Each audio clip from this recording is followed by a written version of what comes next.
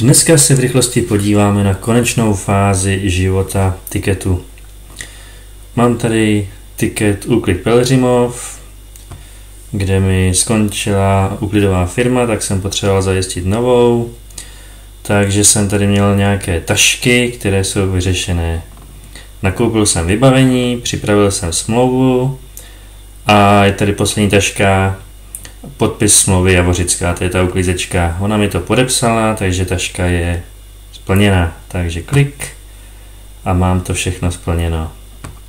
A nyní teďka, když to mám vyřešené, tak můžu status změnit na uzavřený. Tím je tento tiket hotový.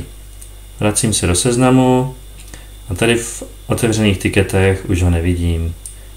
Kdybych ho hledal, tak už bych si ho našel ve všech úklidech a ve všech tiketech, kde úplně nevím, jestli se mi chce ho hledat. Tady Úklid Pelhřimov. Jo, a takhle můžu jet další tiket po tiketu.